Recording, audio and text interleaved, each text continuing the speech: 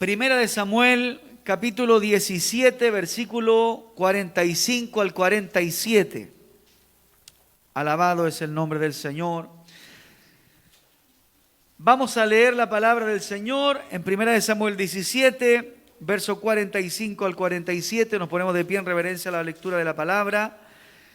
Y lo hacemos en el nombre del Padre, del Hijo y en el nombre de su Santo Espíritu. Entonces dijo David al filisteo: tú vienes a mí con espada y lanza y jabalina, mas yo vengo a ti en el nombre de Jehová de los ejércitos, el Dios de los escuadrones de Israel, a quien tú has provocado. Santo es el Señor. Dijo David: Jehová te entregará hoy en mi mano, y yo te venceré, y te cortaré la cabeza, y daré hoy los cuerpos de los filisteos a las aves del cielo y a las bestias de la tierra. Y toda la tierra sabrá que hay Dios en Israel. Y sabrá toda esta congregación que Jehová nos salva con espada y con lanza, porque de Jehová es la batalla, y Él os entregará en nuestras manos. Amén. Oremos al Señor un momento. Padre, gracias. En el nombre de Jesús le damos por esta palabra. Oramos y rogamos para que por tu palabra nuestros corazones y nuestra vida pueda ser bendecida. Háblanos por medio de ella, enséñanos por medio de ella. Sabemos que tu palabra tiene poder suficiente para salvar, restaurar, cambiar nuestra forma de pensar y romper toda cadena que el enemigo haya puesto espiritualmente en nuestra vida. Obra por tu palabra en medio de los corazones en esta mañana. Toca nuestra vida en este lugar y bendice a la distancia, Señor, por tu palabra. Que tu nombre sea glorificado por tu palabra y que por misericordia nuestra vida sea bendecida y pueda recibir dirección una vez más. En el nombre de Jesús, amado Padre, amén y amén. Les invito a glorificar al Señor. Gloria a Dios, gloria a Dios, gloria a Dios para siempre. Tenga la gentileza de sentarse, tomar algunos minutos de su tiempo para compartir en esta mañana la palabra del Señor. Gloriosa palabra, hermanos, de un joven bastante osado. Amén. Porque a veces nosotros leemos la palabra y como que pasamos muy rápido, pero tenemos que ponernos en la situación de David, y fue bastante osado en sus palabras. Y vamos a hablar de ello en esta mañana. Bien, Goliat, amén, se le conocía, dice la Biblia, como un paladín. Amén, como un paladín. Y un paladín era un hombre que había obtenido victorias, batallas, que tenía un buen currículum dentro de un ejército. Ese era Goliat. Amén.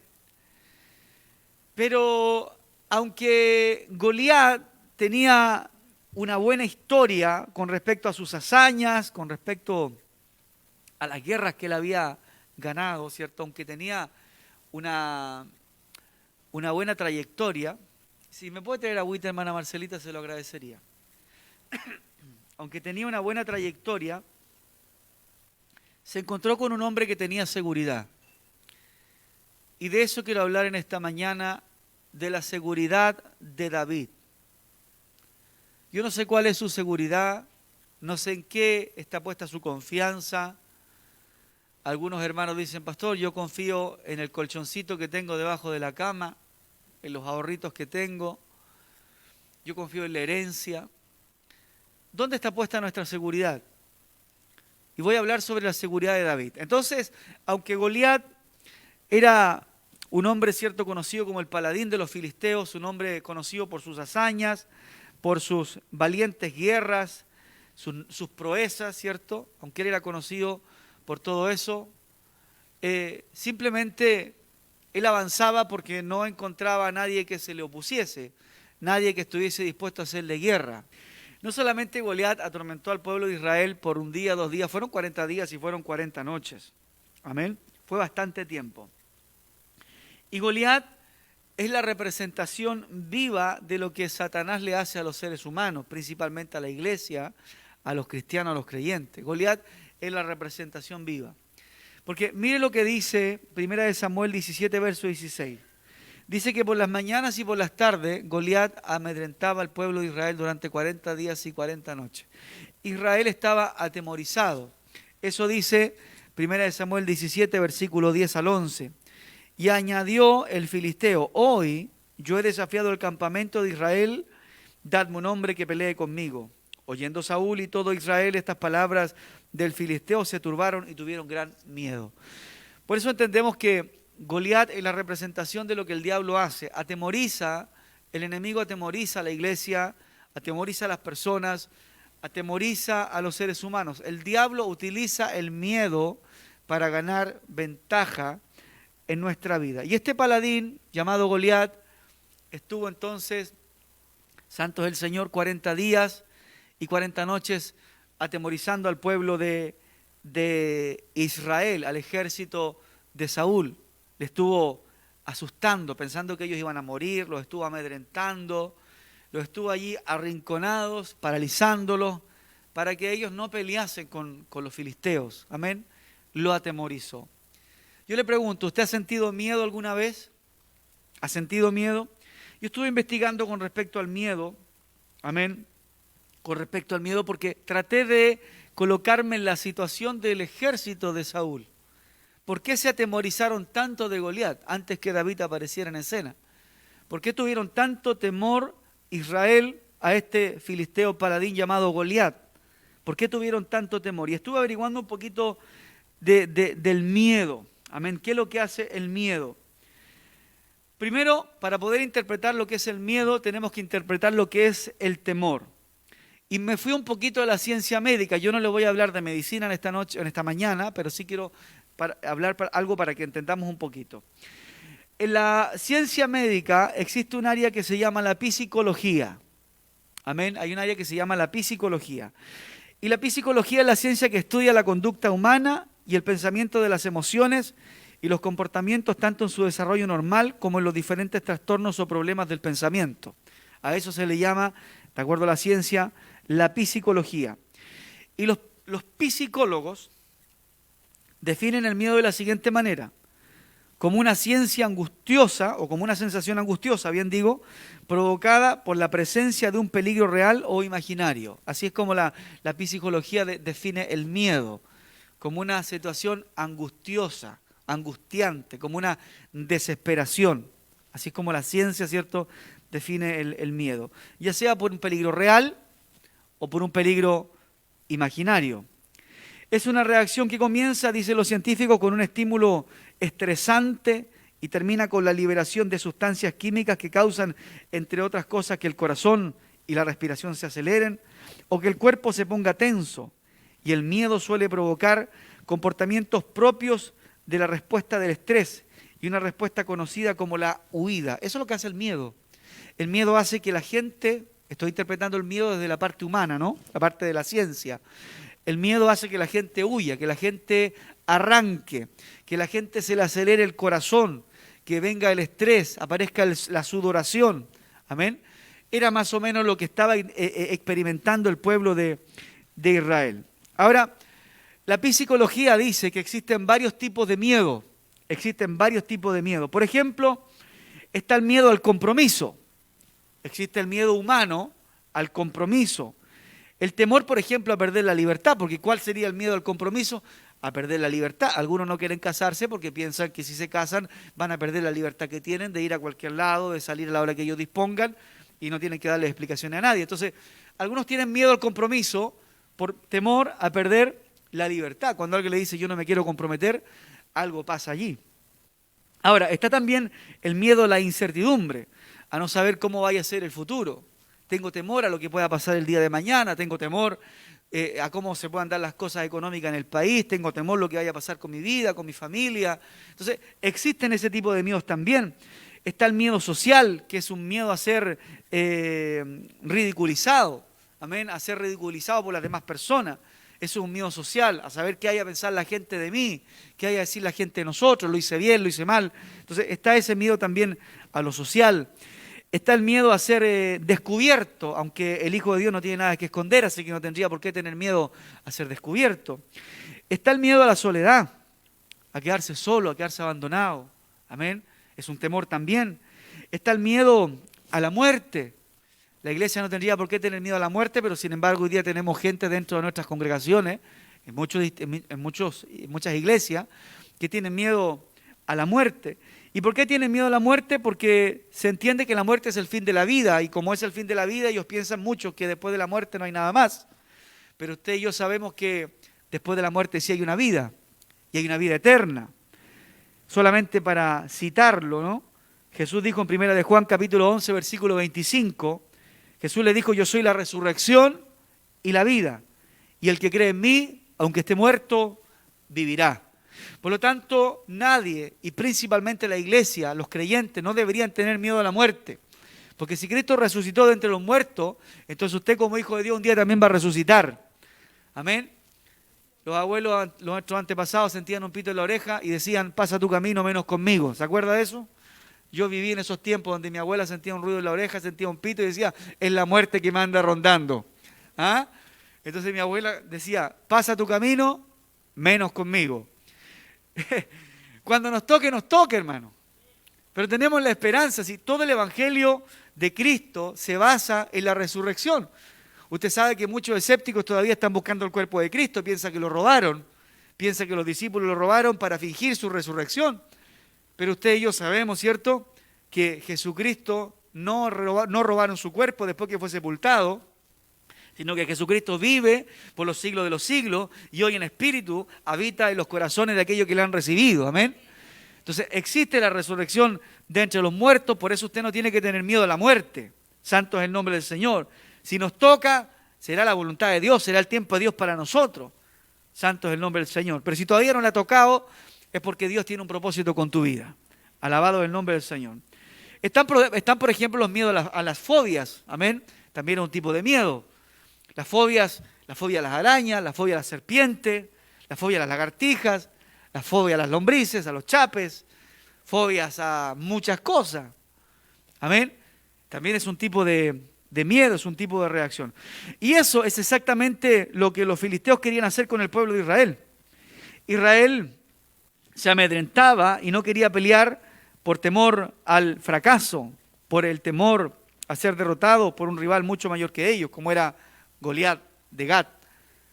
Eso era lo que estaba pasando en el pueblo de Israel. Ellos estaban atemorizados, tenían miedo, porque era muy grande. Goliat medía casi 3 metros de estatura, y al ser un paladín, entonces el hombre tenía un currículum, un prontuario de haber ganado muchas guerras, muchas batallas, y ellos estaban tremendamente asustados. El pueblo de Israel, los ejércitos, del rey Saúl, estaban muy, muy asustados. Pero ¿hasta dónde avanza el temor? ¿Hasta dónde continúa el temor avanzando en la vida de los hombres? Sencillamente hasta que se encuentra con alguien dispuesto a hacerle frente. Mientras el temor encuentre cabida en tu vida, mientras el temor y el miedo encuentre cabida en tu corazón, el temor va a seguir avanzando y te va a seguir atemorizando. Pero avanza hasta que tú le pones un paralé a ese temor.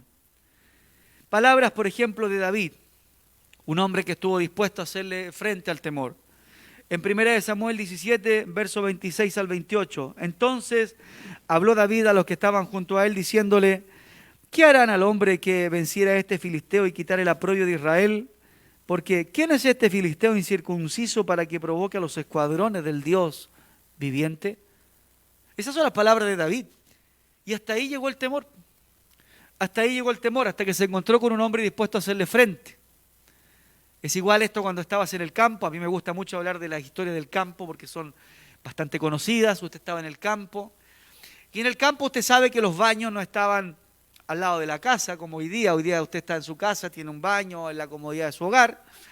En el campo el baño estaba allá detrás de la mata de avellano, a 10 metros, 7 metros, 20 o 30 metros de la casa.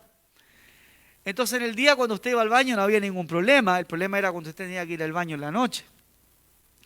Hoy día el campo es una bendición. Muchos tienen luz eléctrica. En ese tiempo que yo vivía en el campo no había luz eléctrica. como lo señalé hace un par de semanas atrás, la única luz que se conocía era la parafina. Entonces cuando usted tenía que ir al baño en la noche, usted no se atrevía a ir solo, muchos no se atrevían a ir solo porque el baño quedaba lejos de la casa. Entonces le decían al familiar, le decía, acompáñame al baño para no ir solo, acompáñame, amiga, mamá, hermana, acompáñame para no ir sola. ¿Por qué? Porque estaba ese temor. Pero cuando existe ese temor, el temor sigue avanzando. Cuando usted anda con miedo es peor.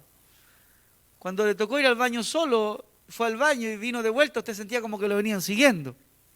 Y no quería mirar para atrás, ¿cierto? Porque ese hombre con sombrero negro, manta de Castilla negra y caballo negro se le podía aparecer en el camino. Así es como los abuelos, ¿cierto?, definían las historias del hombre que se parecía a las 12 de la noche. Entonces, cuando el miedo encuentra, hermanos, temor o lugar en tu vida, cuando el miedo y el temor encuentran cabida en tu vida, te sigue presionando, pero cuando encuentra la actitud que tenía David en usted, entonces el miedo no va a poder continuar, no va a poder avanzar. La Biblia dice, por ejemplo, por si usted se le ha olvidado, la Escritura dice palabras como, solo Él es mi roca y mi salvación, y Él es mi protector, y jamás he de caer. Santo es el nombre del Señor. La Escritura sigue diciendo, dice, al carácter firme lo guardarás en perfecta paz, porque en ti confía. La Escritura sigue diciendo, pues tú cubrirás con sus plumas y bajo las alas hallarás refugio, y su verdad será tu escudo y tu baluarte. Sigue diciendo la Escritura, encomienda al Señor tus pasos, tus afanes, y Él te sostendrá. No permitirá que el justo caiga y que quede abatido para siempre. Sigue citando la palabra del Señor. Y bueno es el Señor, Él es refugio en el día de la angustia y protector de los que en Él confían. Sigue diciendo la Biblia, tú eres mi refugio, tú me protegerás del peligro y me rodearás con cánticos de liberación. Dice la Escritura también, el Señor es mi luz y mi salvación. ¿De quién temeré? El Señor es el baluarte de mi vida. ¿Quién podrá amedrentarme? Todos estos libros, Salmos, Nahum, todos estos libros, Proverbios, Isaías, concuerdan en lo mismo, que el Señor es nuestro refugio. El Señor es nuestro baluarte. El Señor no dejará arruinado en el piso a su hijo que se ha caído. Todos concuerdan en lo mismo, pero pareciera que la iglesia olvida esto. Y la iglesia, cuando olvida la palabra de Dios y lo que Dios dice en ella, de que Él está con nosotros, peleará por nosotros y será con nosotros, entonces la iglesia deja que el miedo avance en nuestra vida. El miedo, como recién dije, a quedarnos solos, el miedo al fracaso, el miedo a morirnos de hambre, el miedo a qué es lo que va a pasar después de que muramos, el miedo a saber de que si nuestros enemigos o no van a obtener la victoria sobre nuestras vidas. La verdad que todos estos miedos rodean la vida de los hombres cuando usted olvida lo que la palabra de Dios dice. Cuando dejamos que el miedo avance y tome ventaja, es porque nosotros quisimos darle lugar al miedo en nuestro corazón. Pero cuando se levanta un hombre que le pone un stop, un shut up, como dicen los gringos, al miedo, entonces el miedo no va a poder avanzar más en nosotros. Santo es el nombre del Señor. David, siendo el hijo de Isaí y el menor de 8 hermanos, tuvo el carácter para enfrentar a Goliat de Gat como ningún otro soldado del ejército de Saúl.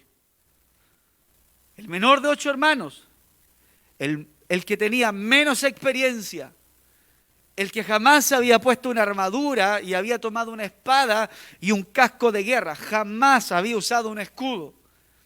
El que tenía menos capacidades fue el que demostró ser el más valiente de todos los soldados que Saúl tenía ese día.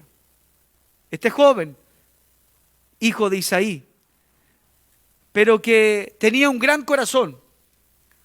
Un corazón que si un oso o un león quería destruir a una de sus ovejas, él iba y les hacía frente. Y de esa misma forma David le dice a Saúl: mi rey, tu siervo, cuando un león o un oso venía a hacerle daño al rebaño, yo lo defendía.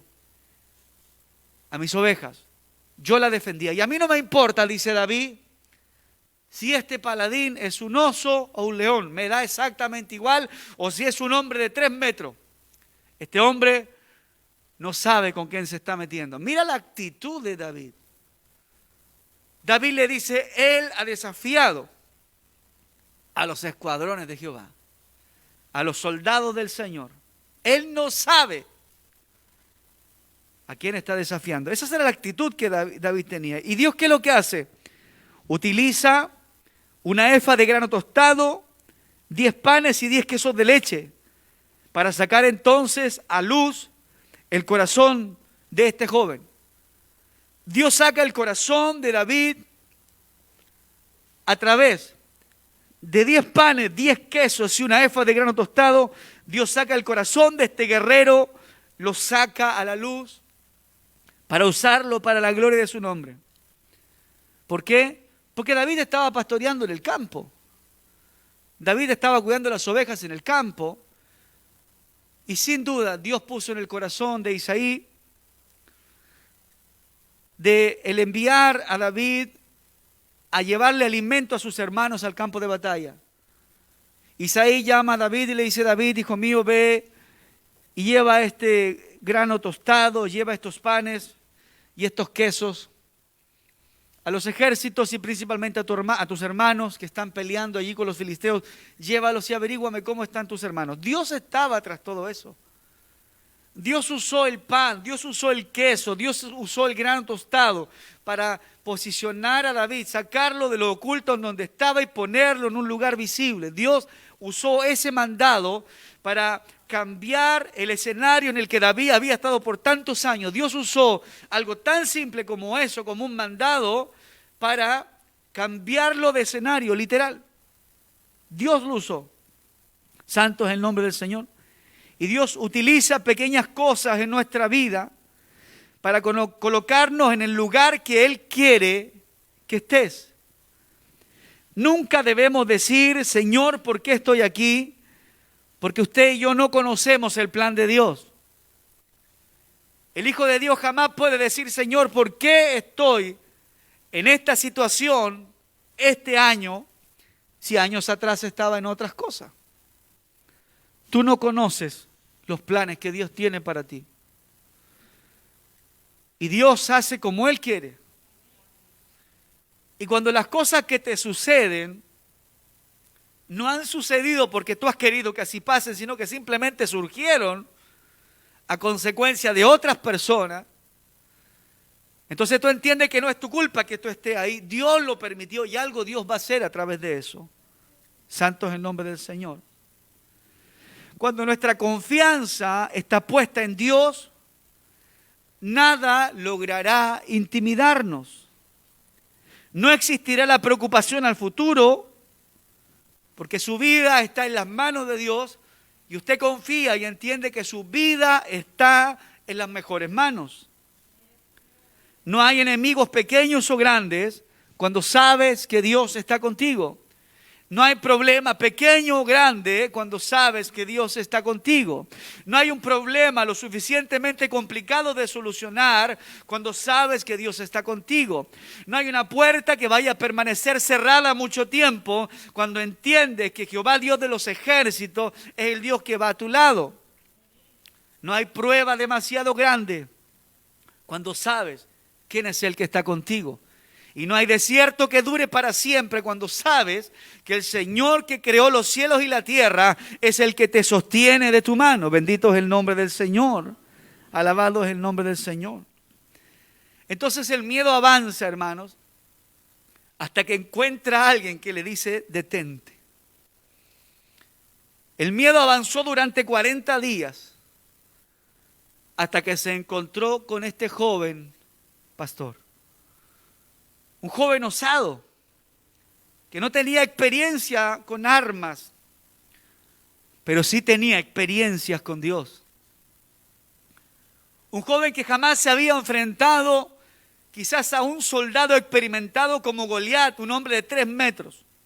David jamás había tenido ese tipo de experiencia, pero en el anonimato Dios lo había estado entrenando. Bendito es el nombre del Señor. Y ese joven fue suficiente para derrotar a la amenaza que el ejército del rey Saúl tenía. Un solo hombre. A veces nosotros decimos, se necesitan tantas cosas para que esto se arregle. Hoy, si tuviera tanta ayuda, esto sería diferente. Oh, si tuviese estos recursos, esto sería tan distinto. Si toda mi familia me ayudara hoy, las cosas marcharían de otra manera. Y pensamos que a veces las soluciones vienen a través de muchos, cuando en realidad a veces las respuestas solamente vienen a través de una sola persona. David, un joven que se para en el campo de batalla y le profetiza. La profecía que David le da a Goliat era la demostración de la certeza y de la confianza que David tenía en el Dios de los cielos. David le dice, hoy yo te cortaré la cabeza. Cuando David dice esas palabras, todavía no le había cortado la cabeza a Goliat, pero le profetizó. Le estaba diciendo, este problema se va a arreglar. David estaba diciendo, las cosas van a cambiar desde hoy en adelante, porque yo no estoy solo. David estaba diciendo, este problema no nos va a hacer más daño que lo que ya ha avanzado, porque el Señor está conmigo y el Señor tiene poder para resolver esto aquí. Y yo sé que el Señor quiere que yo salga de esta situación. Y ahí David entonces dice, yo te cortaré la cabeza. Y decía el texto que los otros versículos, y Jehová te entregará hoy en mi mano. Todavía no se lo había entregado, pero Jehová te entregará hoy en mi mano y yo te venceré. Qué distinto sería que nosotros tuviésemos esa actitud frente a las adversidades de la vida.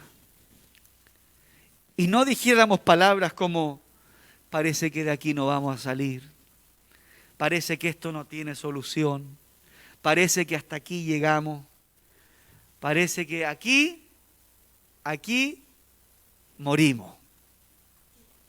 No es así, no es así. Fíjate las palabras que David le dice. Hoy Dios te entregará en mi mano. No yo haré que tú caigas en mi mano. David dice, Dios hará que tú caigas en mi mano. Dios hará que yo te corte hoy la cabeza. Dios hará que yo tenga hoy día victoria sobre ti. Dios hará que tú seas derrotado. Dios hará que yo te pueda vencer hoy. Dios me ayudará. Dios será conmigo. Dios me abrirá esa puerta. El Señor será mi fuerza. El Señor será mi guía. Todo es a través del Señor. Batalla solo en tu vida y serás derrotado. Batalla con Dios de tu lado y serás un vencedor y una vencedora. Alabado es el nombre del Señor. Me gustan mucho las palabras de David. Y él dice, y sabrá toda esta congregación que Jehová, escucha bien, no salva con espada y tampoco salva con lanza. Jehová no salva con herramientas humanas ni con estrategias de guerras humanas. David dice, porque de Jehová es la batalla y Él os entregará en nuestras manos. Dios no pelea como los hombres pelean. Los hombres se defienden con lo que tienen, te dan. Dios trabaja de una manera sabia, diferente. A veces cuando alguien se levanta en contra tuya, tu humanidad te dice, ve y dale. Y viene el Espíritu Santo en tu corazón y te dice, no, tranquilo, tranquila. No es la manera. no es el tiempo, déjamelo a mí, yo lo resuelvo a mi manera. Eso era lo que David estaba diciendo. David dijo, Dios no pelea con espadas, Dios tiene otra forma. Dios puede dirigir una pequeña piedra y dirigirla de tal forma que la piedra puede darle en el lugar preciso para que este hombre caiga. Dios sabe dónde atacar. Dios sabe dónde presionar a los que se han levantado en tu contra. Dios sabe dónde poner el dedo en aquellos que quieren tu mal. Dios sabe dónde hacer presión. Dios no necesita enviar un tanque. Dios no necesita hacer mucho. Dios toca una parte de aquellos que se levantan en contra tuya y caen, y Dios los pone a tus pies. Cuando hay oración, cuando hay búsqueda, cuando hay consagración delante del Señor, cuando dejamos que Dios pelee por nosotros. Porque si nosotros peleamos por nosotros mismos, muchas veces vamos a entorpecer las cosas. Mas cuando Dios pelea, todo es distinto. ¿Cómo tiene que pelear la iglesia? De rodillas. ¿Cómo tiene que pelear la iglesia? Leyendo la palabra, yendo a la oración, entregándole al Señor las cargas de nuestra vida. Porque el miedo no va a avanzar en nosotros cuando nosotros le ponemos un alto a ese miedo. Y termino con las palabras que le dijo Elifaz a Job en Job capítulo 4 verso 6. Me gusta mucho. Y Elifaz le dice a Job: ¿no es tu temor a Dios tu confianza? ¿Y no es tu esperanza la integridad de tus caminos? Hermanos, ¿no es acaso el Señor la confianza que nosotros tenemos que tener? ¿No debe estar acaso puesta toda nuestra vida en las manos del Señor? ¿Acaso no le entregamos un día a nuestros hijos y nuestra casa al Señor? ¿O acaso usted piensa que Dios le abandonó, que Dios le dejó solo? ¿Acaso usted cree que Dios le dijo: ahora lleva tú tu casa como tú quieras, sabiendo que usted un día le entregó su vida, sus hijos y su casa a las manos del Señor? Entonces estemos tranquilos. Estemos tranquilos sabiendo que Dios es el que está trabajando en nuestra vida. No tengamos temor a la división, a nuestros adversarios espirituales o físicos. No tengamos temor a aquellos familiares que quieren destruirte y dañarte. No tengamos temor a los espíritus de las tinieblas. No tengamos temor a los espíritus de hechicería. Porque algunos andan asustados y dicen: no, parece que te hicieron un mal, parece que te trabajaron, discúlpame. Hay una sangre que nos cubre de la cabeza a la planta de los pies. Al que no es hijo de Dios, quizás la tierra del cementerio le haga algo, pero al hijo de Dios nada puede tocarle.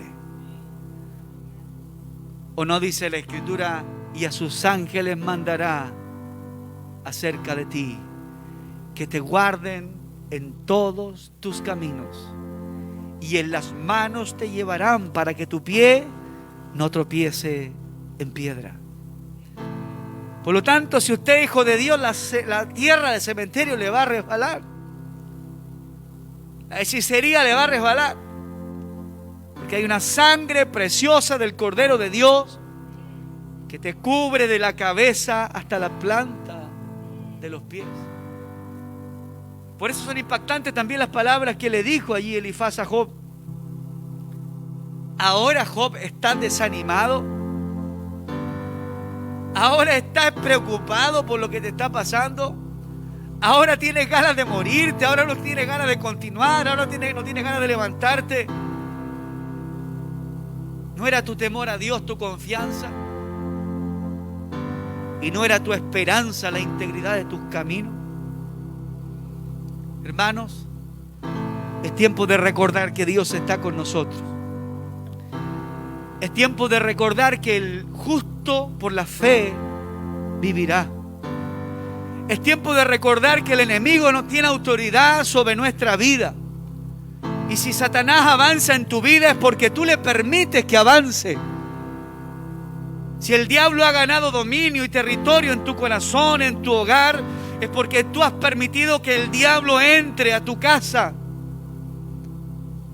Pero cuando el diablo se encuentra con alguien que le dice: hasta aquí nomás llegaste, porque en esta casa somos hijos de Dios, en esta casa se ora, en esta casa se lee la palabra, en esta casa se ayuna. Ahora alguien me escucha y dice: pastor, pero es que en mi casa no somos todos convertidos. Bueno, busca un lugar, busca el cuarto secreto, hazte los tiempos. Pero yo te quiero decir que mientras usted tenga a Dios de su lado, eres mayoría. Y si un joven pudo derrotar a un gigante de 3 metros, fue porque su confianza estaba puesta en el Señor. No importa cuántos hoy día están en contra tuya, eres más si Dios está contigo. Póngase de pie, por favor, en esta mañana. ¿Dónde estaba entonces la seguridad de David? En Dios. ¿Dónde está su seguridad? ¿En dónde va a descansar usted? ¿En dónde va a poner su confianza usted? En el Señor. En el Señor. No en lo que nosotros podamos lograr, sino en lo que Dios puede lograr a través de nosotros. Sin duda el ejército de Saúl no entendía eso. Por eso Goliat de Gat los estuvo atemorizando 40 días. Los ejércitos no entendieron quién era Dios. Por eso David, cuando fue, dijo: ¿quién es este hombre que tiene atemorizado a los ejércitos del Dios viviente? ¿Quién es? ¿Por qué están atemorizados?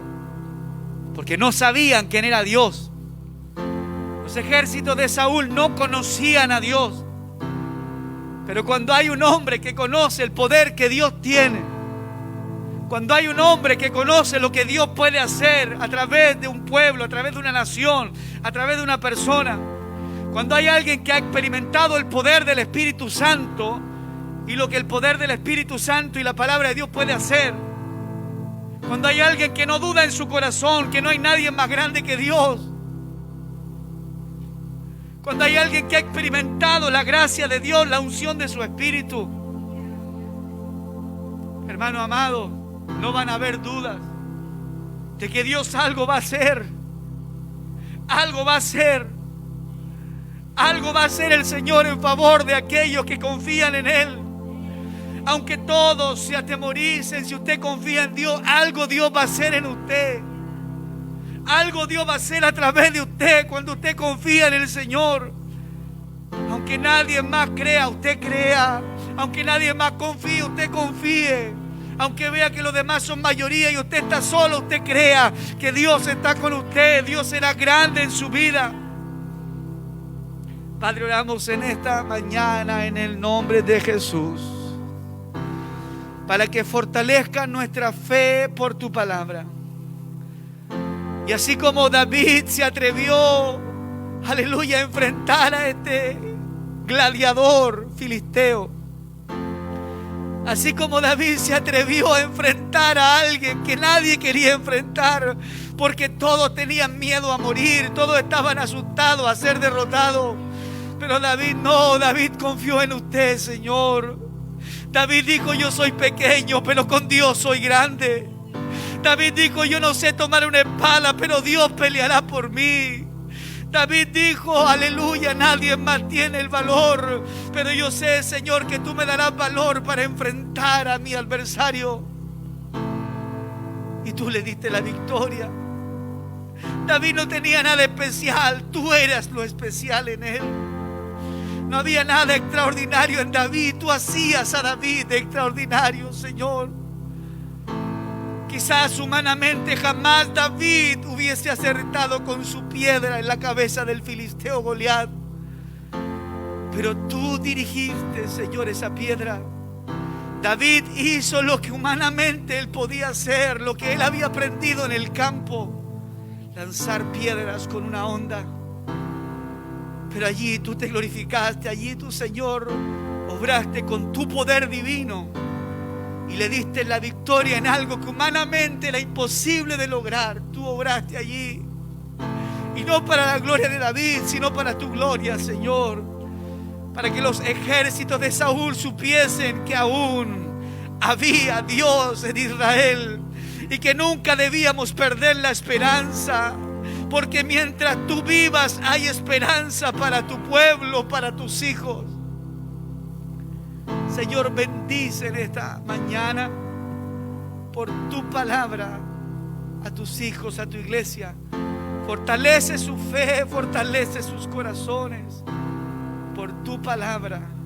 Sana las heridas del alma por tu palabra, Señor. Y trata con nuestra vida hoy, y que al salir de este lugar podamos salir renovados, diferentes. No con esas cadenas espirituales que el diablo pone en nuestra vida, sino podamos salir libres con una nueva forma de pensar, con un nuevo aire de esta casa de oración. Señor, bendice a tu iglesia y a tus hijos en esta mañana, con la bendición especial del Espíritu Santo. En el nombre de Jesús, amén. Adoramos al Señor.